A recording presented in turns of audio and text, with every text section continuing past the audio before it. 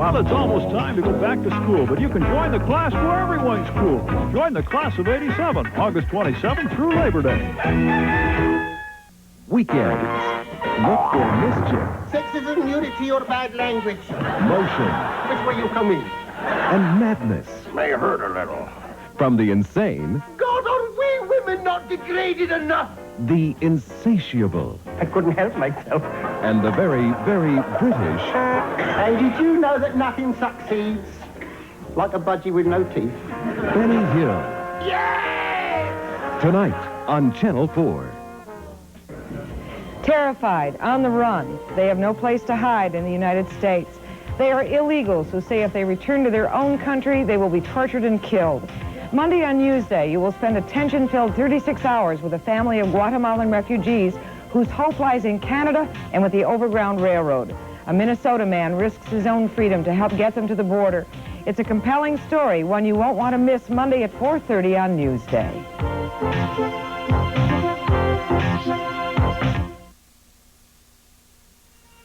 You are watching WCCO Television, Minneapolis, St. Paul.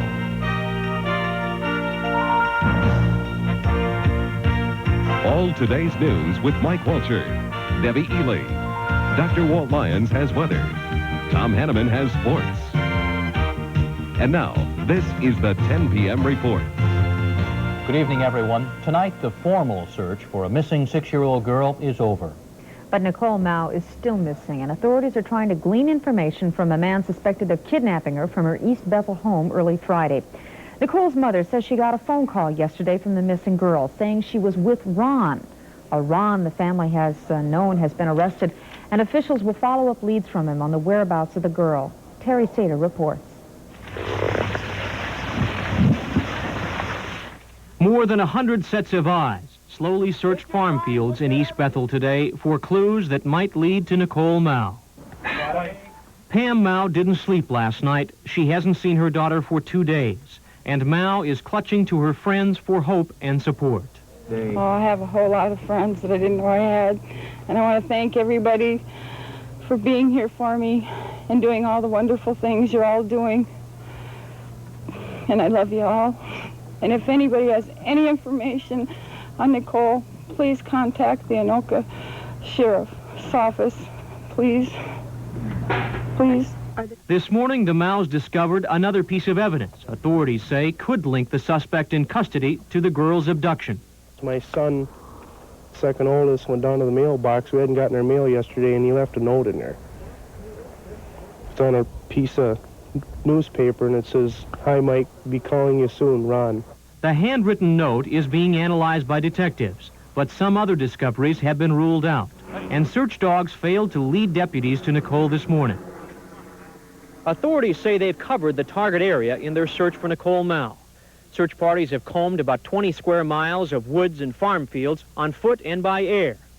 Late this afternoon, the widespread search was called off. The Anoka County Sheriff's Office says it must now rely on specific leads to find Nicole, and hopes of her being alive are fading. Of course, as the searches go on and the girl doesn't appear, you keep your hopes up, but as time goes on, things start to diminish in a situation like this here. What are you going to do? My wife is breaking down a lot, and I just try to tell myself to think the best until you find something out. That's all you can do. The Mau family and friends say they'll continue their own search for Nicole tomorrow morning. Terry Sater, WCCO Television News, East Bethel. Nicole is described as having blonde hair, hazel eyes. She's about 3.5 feet tall and was wearing bedclothes when last seen by her parents. If you see a girl matching that description or you have any helpful information for authorities, you can call the Anoka County Sheriff at 427-1212, 427-1212.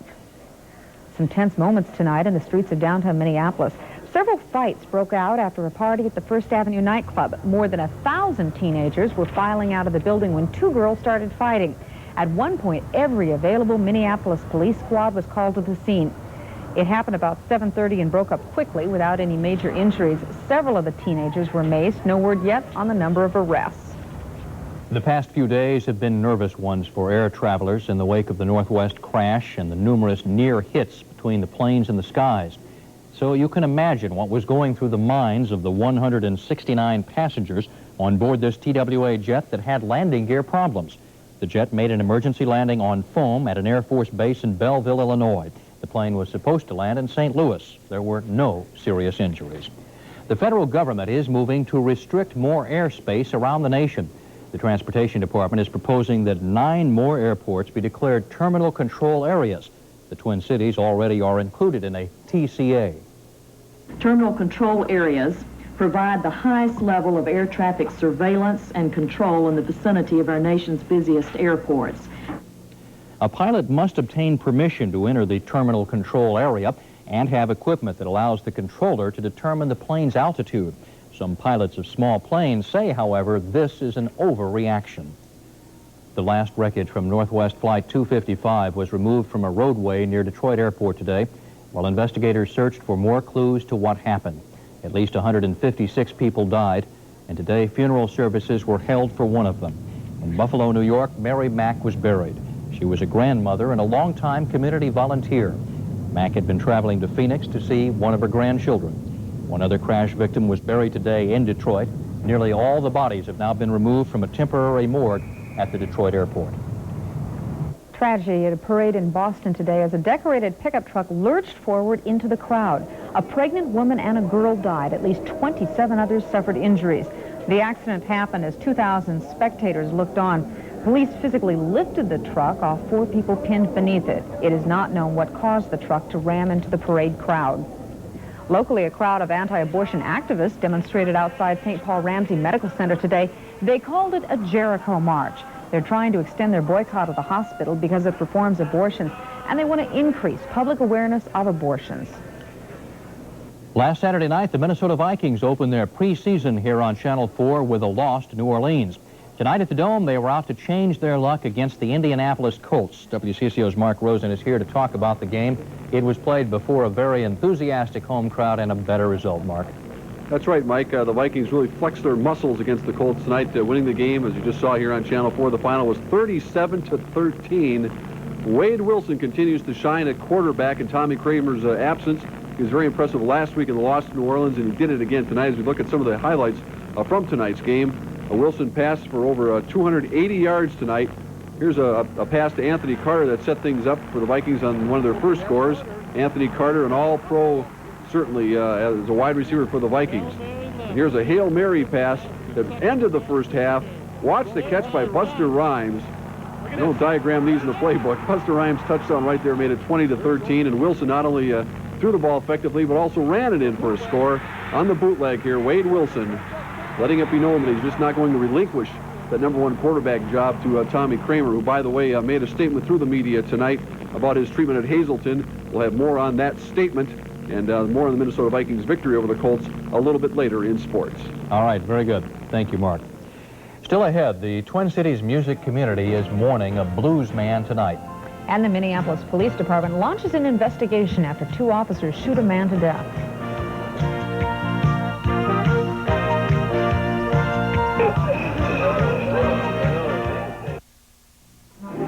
Perkins introduces 5 new basket dinners.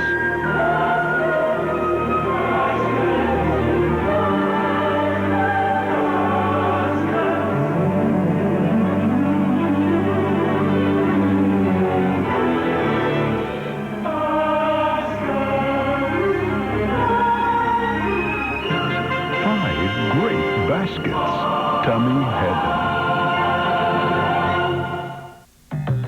This is the anatomy of a whole new animal. It has fuel injection and the most powerful standard engine in half-ton pickups.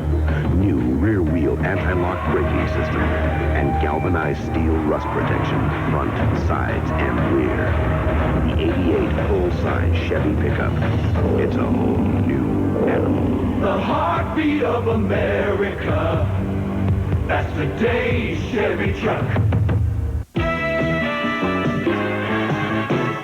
give it your best, so we give you ours, and things keep looking better all the time. Lose sight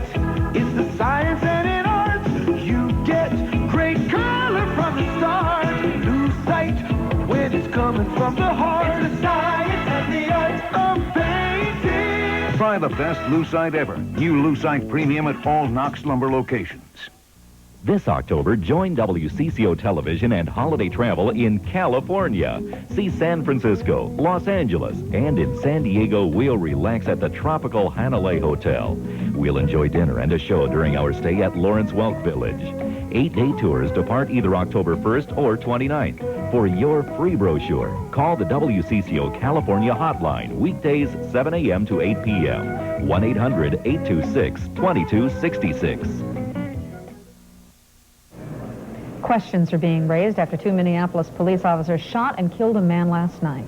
Witnesses say the man had been threatening several boys with a pistol. Police shot the man when he refused to put down the gun. The weapon turned out to be a non-lethal pellet gun. Daryl Savage reports the reaction from neighborhood residents and the police. You shoot to kill. There's always been a theory by some that aren't familiar with police work that you should shoot to wound or fire a warning shot or whatever. And that is not our policy. That's the police department reaction to last night's fatal shooting. 25-year-old Mark Richards was killed by 2 shotgun blasts. Witnesses say he was upset by recent car vandalism in the area, and when a group of 3 teenage boys started playing near a car across the street, Richards pulled out the gun. He come down them steps, and he was sitting, he says, "You come back and I'll kill you." Those words were remembered over and over today by people who witnessed the shooting. Most say they watched horrified as one boy hid behind a car as police arrived and told Richards to drop the gun. Richards had headphones on.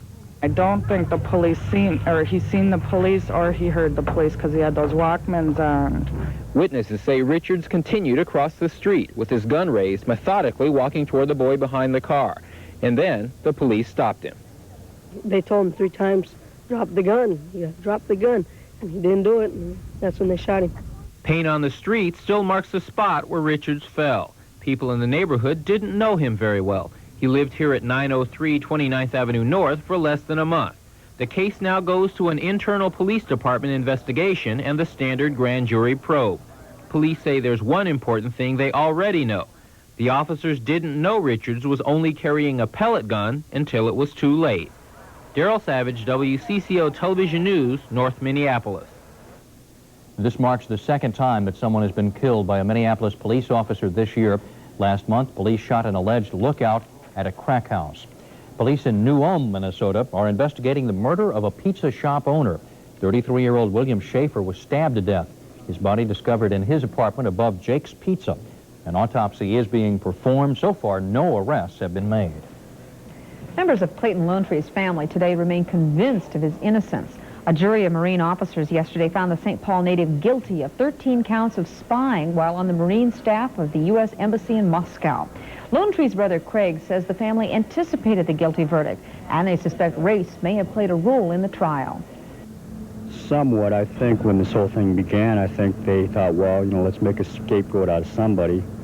And they probably knew my brother's national-owned descent, and they thought, well, who knows, maybe we pick him up. He's probably from a reservation.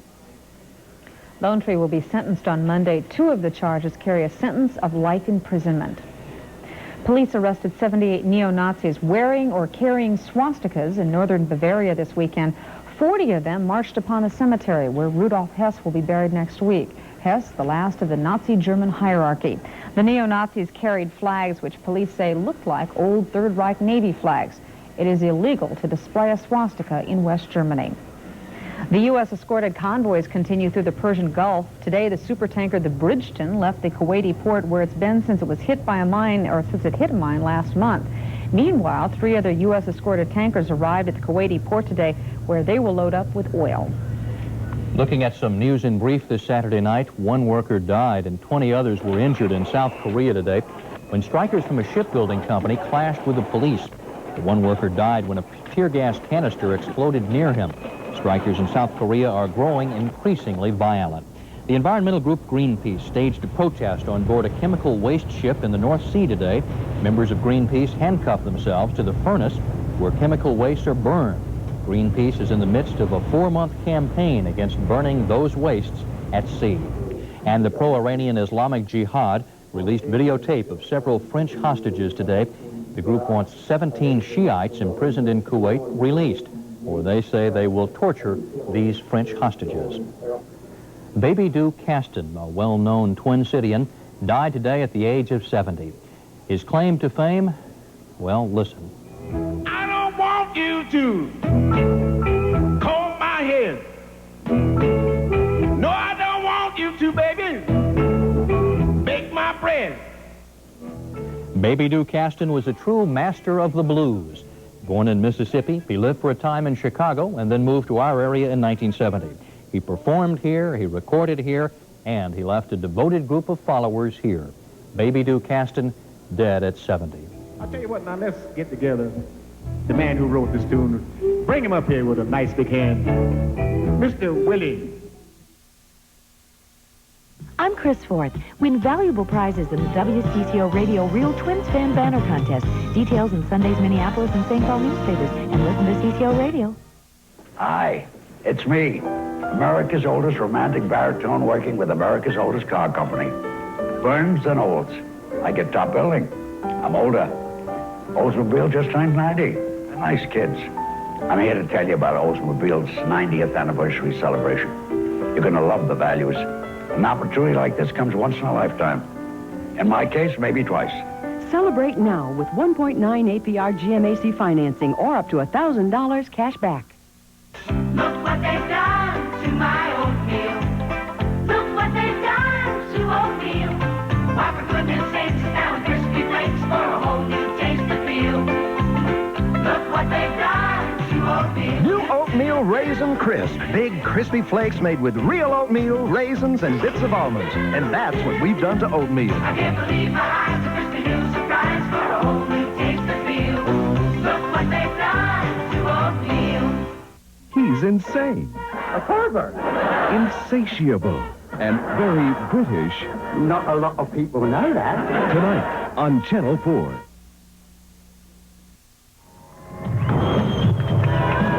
Minnesota's always been a bastion of water skiing. In fact, the sport was invented here. And today at Lake Phelan in St. Paul, skiers competed in the first round of a water ski championship sponsored by Coors Light and Mastercraft. Those who survived today's slalom and jumping stunts go back tomorrow for the finals. And you'd think, well, that water's chilly, but I guess maybe not all that chilly compared to the air temperature today, huh? That was the warm spot. You got it. Yeah. Probably up around 80 degrees. The air was a little cool, and it's going to get cooler tonight. Real cool, man. Is that the forecast? Okay. But dry. That's good. That's good. We've had more than our share of rain. The radar is showing a beautiful display of ground clutter, but nothing else. It shall not precipitate tonight or tomorrow. I'm pretty sure of that. You ever wonder where does it rain or snow the most in this country? Maybe some interesting misconceptions there. Desert Southwest and the Panhandle of Texas have about 2% of their hours have measurable precipitation over the year.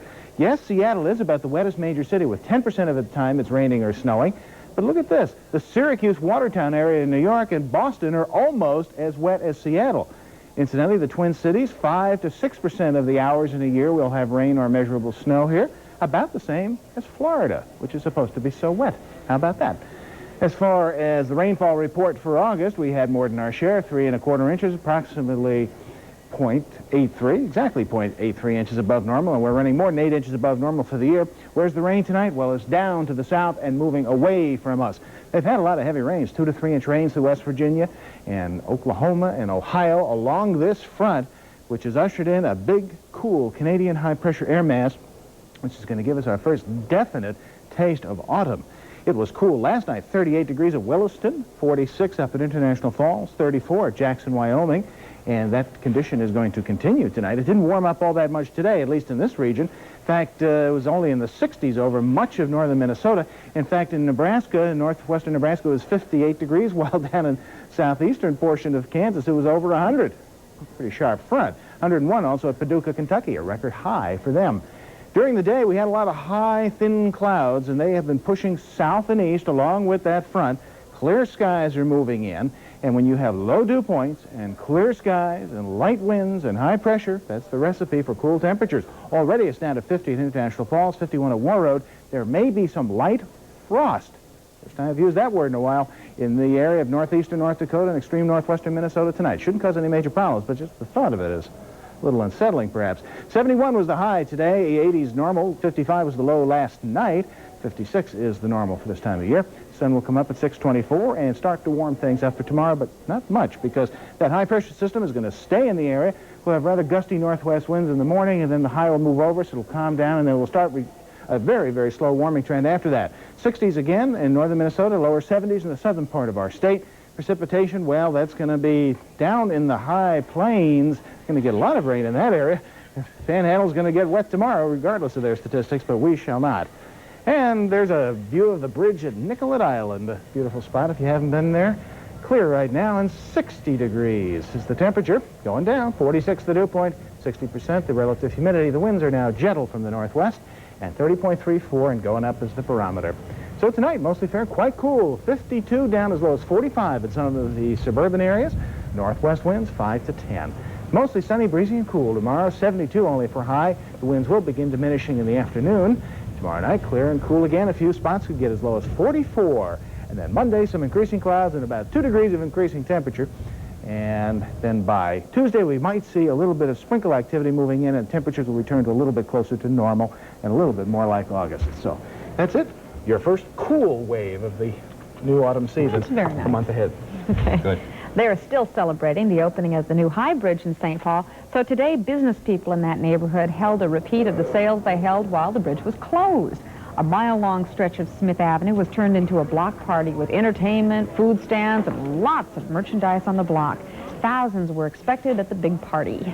And thousands did turn out at the Metrodome to see the Vikings off to a nice victory. They had a few no-shows, and those no-shows missed quite a game, as we saw with our telecast of it.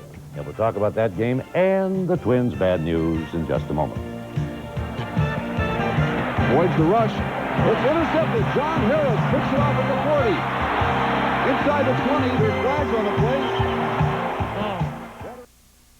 play. With performance radials, gas shocks, and fuel injection, the Celebrity Eurosport has many of the same features of the high-priced German road cars, except one, their high price. The big one's back, and Chevy's got it. 1.9% financing on this big choice of new Chevy cars and trucks, or up to $1,000 cash back. The big one could be the best reason to see your Chevy dealer now. Ever since your post office invented express mail overnight delivery, others have tried to copy our Eagle, but it's not so easy. You see, express mail overnight reliability is close to perfect, with the most convenient locations and prices as low as $10.75. About half what most others charge. So we're pretty hard to imitate. So use the original express mail service from your post office. If you love yogurt and you're crazy about fruit, get some Breyers yogurt. Take the quickest route straight to the bottom of Breyers, full of fruit yogurt. If you like fruit, you'll love Breyers. It's simply got more fruit than Dannon, so there's more to love. Strawberry, raspberry, blueberry, peach. So many fruity flavors waiting to be reached. Ooh, Breyers got 'em, that fruity, fruity Breyers, full of fruit yogurt. We have some good sports news for you, and we have some not-so-good sports news for you. Guess we should start off with the not-so-good. Is that your preference? Okay. You know we're going to talk about the Twins then, right? That's a terrible thing to say. But Boston beat the Twins 6-5 today. 5 road games, 5 losses so far. Their 5-game lead in the American League West is down to 2 over Oakland, and the A's beat the Yankees again today. Again today, the Twins found themselves in a hole early in the game. They fell behind 3-0 after 4 innings. Dave Henderson here smacked his 8th homer of the season, the second solo shot in the bottom of the 4th. He was preceded by rookie Mike Grinnell's 15th home run of the season. After 6 innings, it went to 5-2 Boston. But Gary Gaetti got the Twins' hopes up, came right back, and they were trying to break that road jinx when he unloaded his 26th home run of the season with 2 mates aboard. It was RBI 88, 89, and 90 for the G-Man. That leveled the score at 5 all. But Wade Boggs poured cold water on the Twins' hopes. In the bottom of the inning, Boggs smacked a Les Straker knee-high pitch into the Boston bullpen, giving him a career-high 21 round-trippers this season. He's never had more than 8 in 1 year. It was the game winner, 6-5 Boston. Well, it was happy birthday today to Paul Molitor. He turned 31 while his hitting streak turned to 37 games. Molly didn't waste any time extending his amazing streak of hits. This line drive single came in the first inning against Brett Saberhagen of the Royals. Molitor now tied with Tommy Holmes for the 5th longest hitting streak in history. Saberhagen got some justice, though. Watch, he picked him off of first base. Well, I guess, are we going to see that? I guess not, but he did pick him off anyway. Here are the scores now. Oakland defeating New York 6-0 today.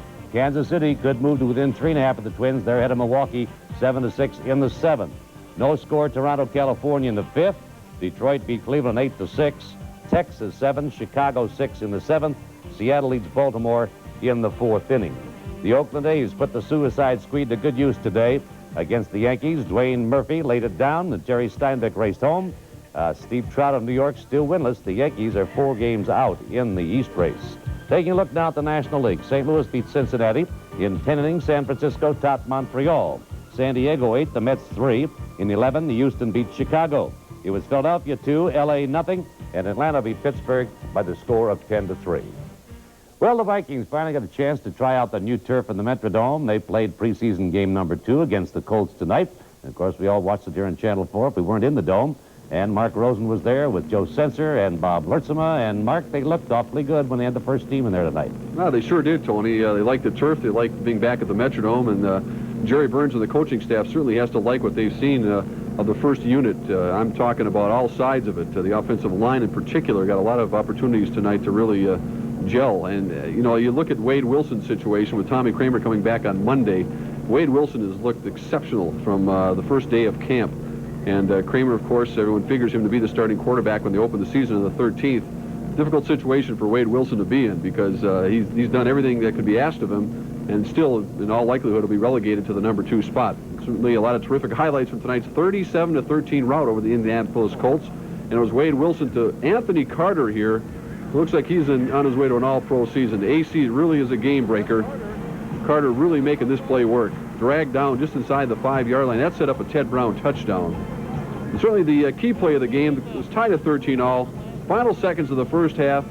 Hail Mary pass. Hassan Jones got belted down, and there's Buster Rhymes on the rebound for the touchdown, putting the Vikings into a 20-13 lead. Wilson threw for a couple touchdowns, threw for over 280 yards, and also ran one in for a score. That put the Vikings up at that point 27-13. Then rookie DJ Dozier, the Vikings' #1 draft choice out of Penn State, national championship team, had a chance to show his stuff, scoring right there. The Vikings on their way to a 37-13 win. I mentioned Tommy Kramer. He released a statement tonight. I'd like to read that in part anyway. This is Tommy Kramer now, I have successfully completed my treatment program at Hazelden and found it to be most beneficial to me and my family. Unlike my treatment in 1982, when I did not enter under my own volition, I found this program at Hazelden to be most beneficial in assisting me to live a healthier and happier life, spiritually, mentally, and physically. Kramer went on to say there will be nothing more satisfying to our organization and to myself than to bring a Super Bowl championship to the fans of the Minnesota Vikings.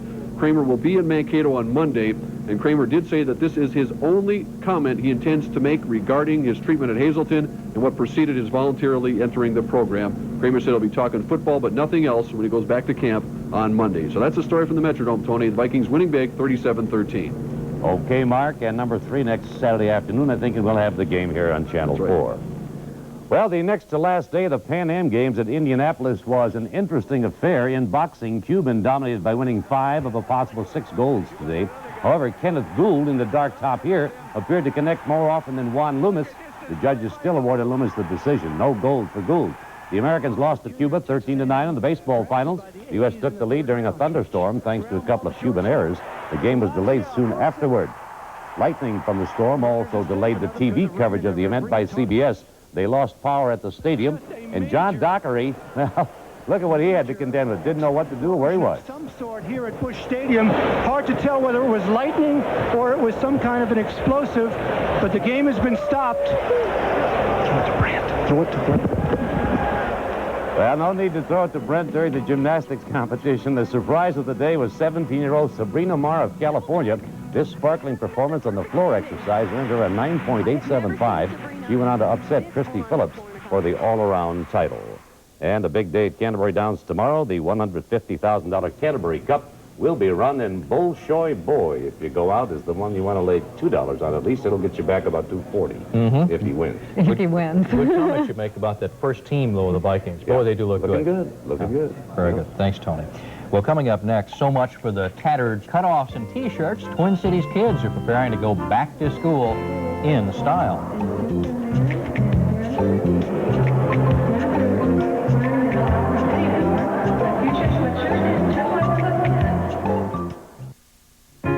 Songs to sing along with. From the Light FM, FM 103, WLTE. Listen to the Light FM at work all day, at home to take it easy, in the car to unwind, at night and on weekends to relax with the family and friends. Here's how we do it.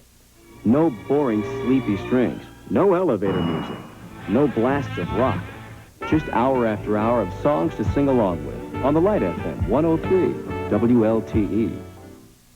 1.9%.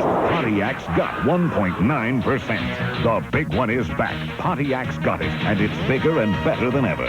1.9%. Or get up to $700 cash back. The big one is available on the new Pontiac Le Mans and most new 87 Pontiacs, including the exciting Bonneville. Get 1.9% GMAC financing at your Pontiac dealer now. The big one is back, and we've got it for you at your Greater Metropolitan Pontiac dealers.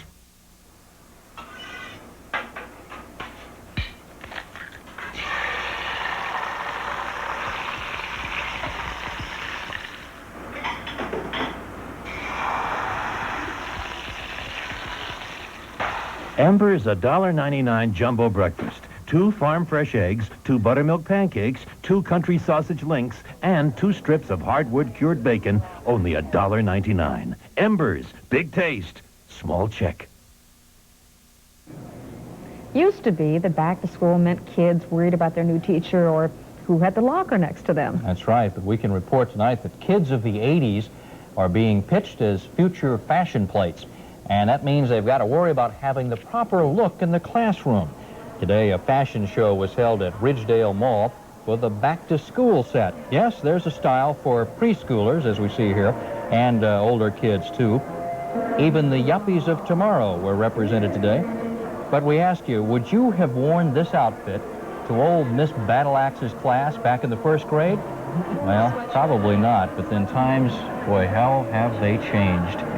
I used to be worried about who was sitting next to you in class and what kind of lunchbox you had. I didn't have to worry about what I wore. I went to a parochial school and you wore the uniform. You wore the same thing every day. That's right. Let's look at tomorrow's weather. Sunny and a high of 72 degrees. Good night, everyone. Good night.